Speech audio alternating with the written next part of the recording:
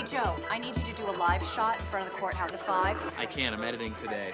Tom and I switched shifts so that I could go to the dentist. I'm on painkillers. Okay. Shoot. I need to find somebody right now. There's Brad. Hey, Brad? I need you to do a live shot in front of the courthouse for the 5. Here's a site survey from yesterday, and Karen's the reporter. Well, I haven't done a live shot in a couple of months. I'll need a few minutes to go over things with engineering. That's fine. Tell Karen I'll meet her at the truck in 15 minutes. Okay, I got it all now. Remember, take your time. When you get out there, looking around. It's not easy, but if you keep your head and don't get distracted, you'll do just fine. And the checklist is on your key ring. Oh, yeah, thanks. Good luck. All right, thanks.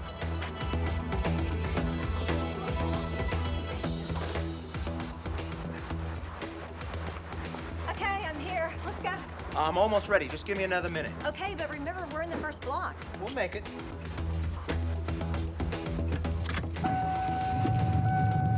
Truck 2, what's your ETA? We're about to pull out now. We'll be there in about 10 minutes. Come on, let's go. I don't want to be late on another story.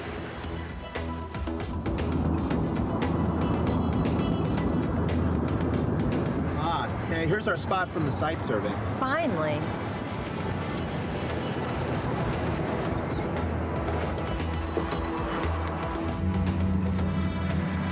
Excuse me, sir, you can't park here. We're keeping this lot closed for security reasons. Oh, great. Now we got to find a spot on the street. We made it. I'm going to tell the desk. How soon can you be ready? Just as soon as I make sure we can get a live shot out of here without getting killed. Come on, we do live shots here all the time. Yeah, and the conditions are different every time. If we start cutting corners, we could get hurt. But we can still do this right and get the job done. Great. All the other stations are going to get the best spots. I don't care about the other stations. They're not responsible for my life or your life. Well, this isn't going to work here, because if I raise the mast, we're not going to have 10 feet of clearance. Look, I'll tell you what, why don't you go inside the courthouse and find our contact? I'm going to look for another space. We'll work something out. Great.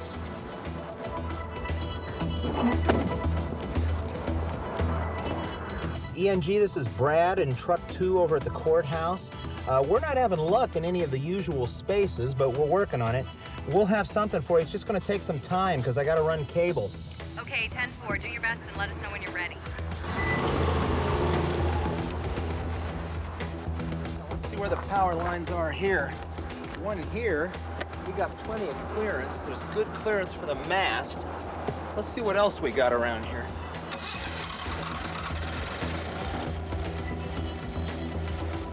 Engineering, this is Brad in truck 2. I'm ready to transmit. A live sentence. This is Karen Miller at the Juvenile Courthouse. Now back to you. We're clear. Good job, Brad. Thanks. You did a good job. Yeah, no sweat. Hey, Brad, you about ready to go? Yeah, wait a minute. Let me walk around the truck first. Make sure I have everything. Okay.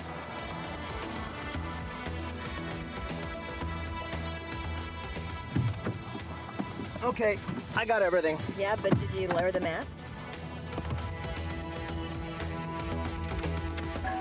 Truck 2, I'm sorry to do this to you, but don't break for dinner. You gotta go to City Hall. The mayor's having a press conference. Oh, man. Jeez. Hello, I'm Mark Bell, speaking on behalf of Salt River Project. SRP is a major public power utility company serving Arizona electric customers and water shareholders since 1903. Electric safety has always been a top priority at SRP, and electric safety should always be a top priority for ENG operators too. I've been studying ENG operations and accidents for many years. The scenario you've just seen happens hundreds of times every day. A live shot under the usual pressures confronting news crews. It looks pretty easy, but we all know that something could have gone wrong any step of the way. Let's take another look at what we just saw. Joe's taking a prescription drug, which may affect his ability to do certain jobs. It might even be illegal for him to drive a vehicle, and he might not be able to think clearly while operating equipment, especially in public places. And one other thing. Shifts so that I could go to the dentist. I'm on painkillers. Okay. He spoke up. Joe had an obligation to tell his employer that he was taking a painkiller. Make sure you know your station's policy about being under the influence of prescription drugs, which may affect your job performance.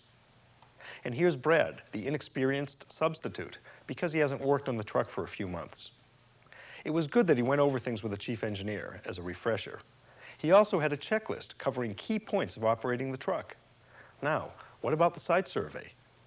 Each newsroom should keep a log of microwave shots to avoid wasting time looking for the best parking spot and other repetitious activities.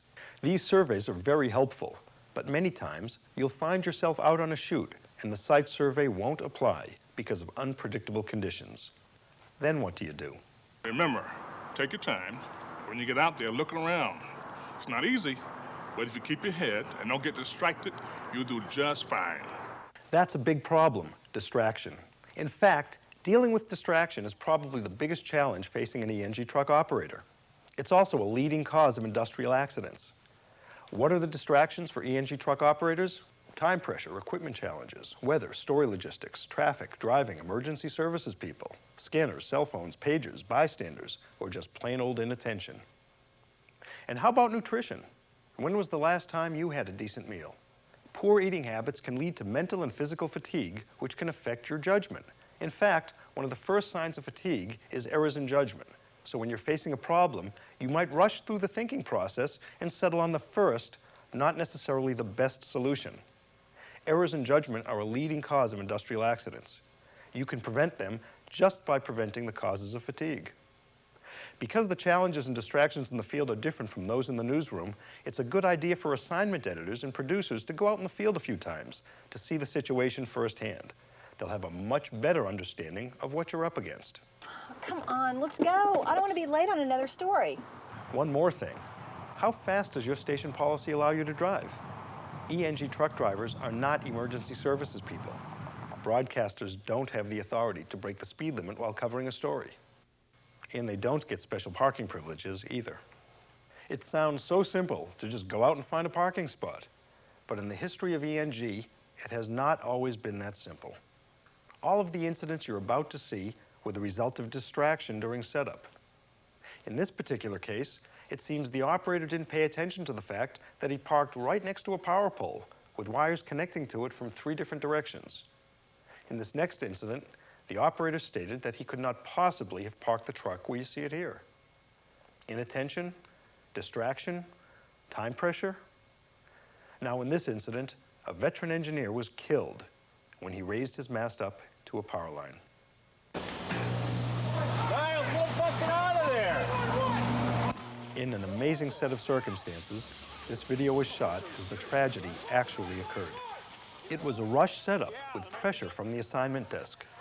So perhaps the tech didn't notice how the crown in the road would actually bring the mast closer to the overhead wires as it was being raised.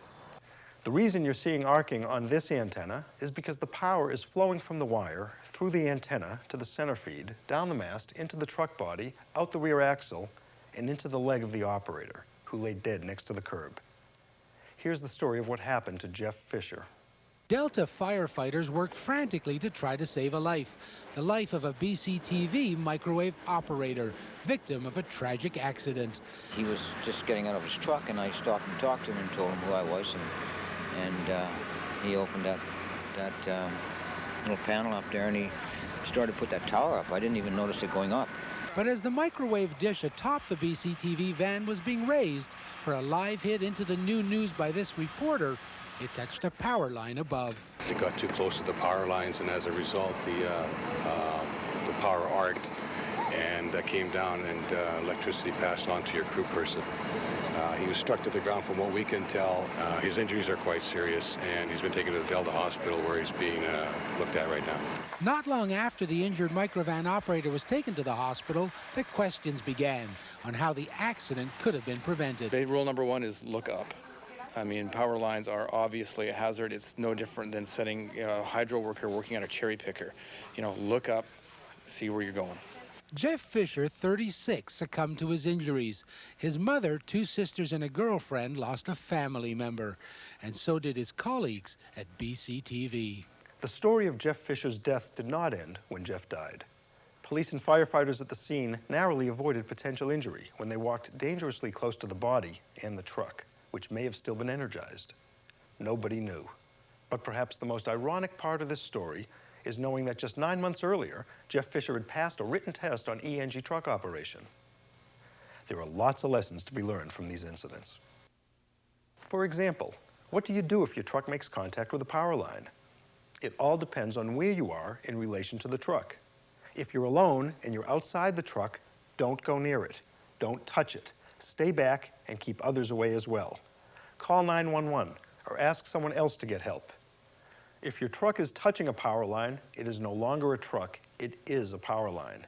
Again, stay away from the energized truck and make sure others do the same. Hop or shuffle to get away from the truck. We'll show you the proper procedure in just a moment. If you're outside with somebody else at the time your truck makes contact with a power line, it's important again to think clearly. If the other person got an electrical shock and they're injured or unconscious, do not approach them. It may be the hardest decision to make, but if you're out of danger, don't trade that for anything. Stay calm and call 911. It's a sad truth that people who try to help victims of electrical accidents may be putting themselves in more danger than the original victim. For example, in this incident, 2 photographer reporters were out on a live shot when their mast was raised into a power line. The first tech was blown clear of his contact with the truck and suffered severe burns on his arm and other parts of his body. The second person rushed over to help. It may have been her forward momentum which caused her head to touch the truck while her feet were on the ground. In other words, her body became a path to ground for the electric current. The woman was in a coma for more than a month and required multiple surgeries. Her injuries and treatment were far more extensive than those of her colleague, the original accident victim. So remember, call 911 if somebody's been hurt in an electrical accident, but don't try to help the person yourself. Keep your distance, or you might be injured as well. Now, what if you're alone and inside an energized truck? Don't leave. Clear your mind and stay calm. The wrong move might severely injure or even kill you. Use your two-way radio or cell phone to call 911 first. Yell at any bystanders to stay away and not approach the truck. If you can lower the mast without getting out of the truck, do it. As long as you stay inside and you're not touching the truck and the ground at the same time, you're like a bird sitting on a power line. You're okay. Again, if you're inside an energized truck, stay inside and don't leave. But what if you're okay, but the truck might not be? If you smell a burning odor or smoke, or if you hear a crackling noise, the truck might be catching fire. Look around, check your mirrors, sniff the air, ask any bystanders if they see smoke. You might have to consider leaving the truck. That is a very dangerous move. People have been hurt at times when they didn't necessarily need to leave a truck, but did, perhaps because they panicked. Again, if you're okay, stay calm, look, and listen. But there have been other times when people did clear their vehicles properly. So how do you make the determination? Here are 2 reasons for leaving an energized truck. First, when an emergency services person tells you to do so. And second, when it's positively clear that you're better off leaving the truck instead of staying in it. For example, if it's on fire. First and foremost, calm yourself down and think clearly. Every move you make at this point is critical. When leaving an energized truck, you must jump clear and avoid touching the vehicle and the ground at the same time. If any part of your body touches the truck, you'll become the path to ground and be instantly injured, maybe killed. Now, when you land on the ground, you should have both feet together and your hands not touching the ground or the truck. When voltage is in contact with the ground, as it could be in the case of an energized truck, it spreads out in concentric rings, like a ripple on water. The rings have different voltages, and that difference could cause you serious harm. So if you step 1 foot on one ring and the other foot on a different ring, you could suffer electric shock or even electrocution. Same thing if you jump out of the truck and lose your balance, causing your feet to land on one ring and your hands on another. So keep your balance steady and your hands clear of any contact with the ground, the truck, anything. The voltage in the rings will decrease the further you get from the truck. Once you've landed on the ground with both feet still together, move away from the truck by either hopping or shuffling. If you shuffle, you must keep both feet together, touching the ground. Continue hopping or shuffling until you're a good 20 yards away from the truck. In wet weather or on wet ground, that distance should be doubled. This is a move you should practice if you work on an ENG truck. It'd be a shame to have to do this for the first time under the pressures of survival. This is not an easy jump. Try it a few times. Remember, there's no going back if you make the wrong move. It's important to know that a microwave truck can be energized in more than one way.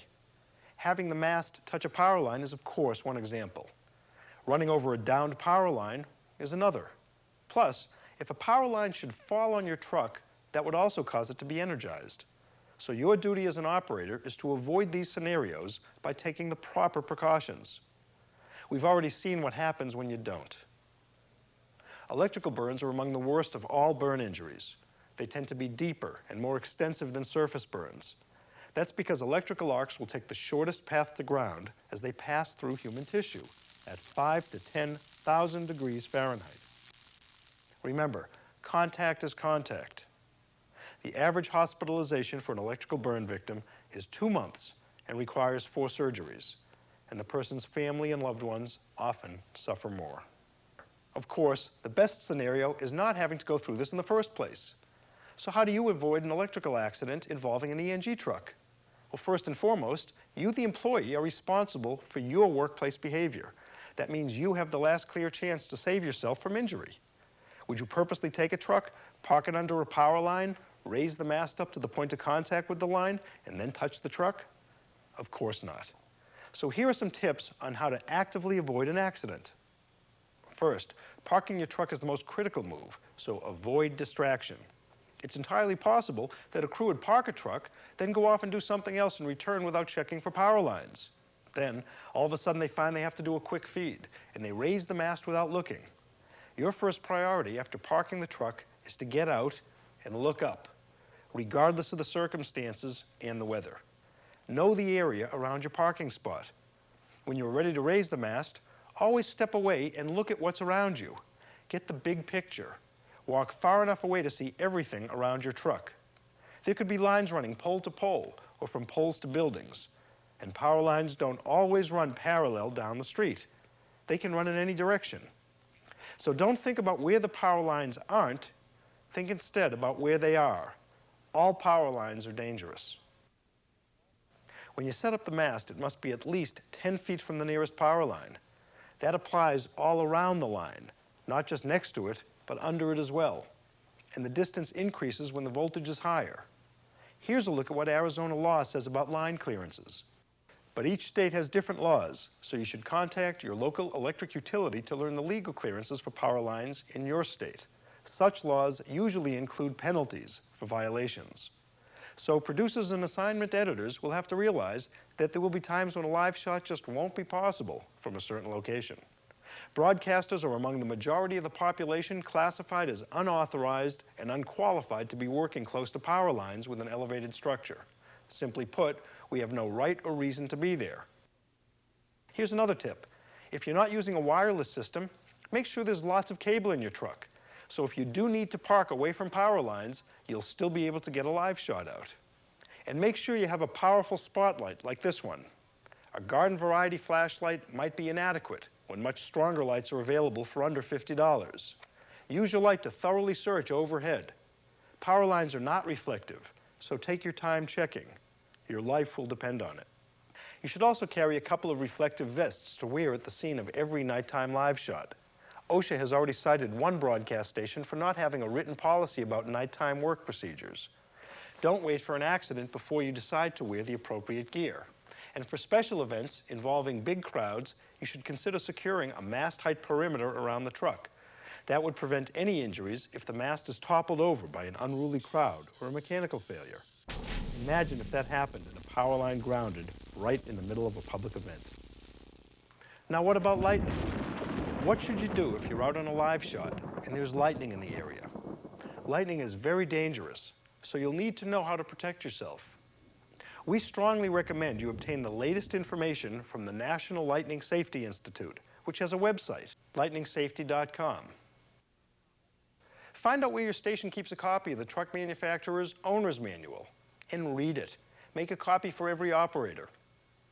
Despite all we know about the hazards of operating an ENG truck, many broadcasters still roll the dice when it comes to emphasizing a safe work environment. In fact, one thing many TV news operations have in common is they don't have a safety program in place. Many stations don't even mention the word safety in their day-to-day operations. As a matter of fact, up to this point in the program, we did not mention the word safety either. Did you notice? Probably not. Now is the time to make safety a daily word and thought in your workplace.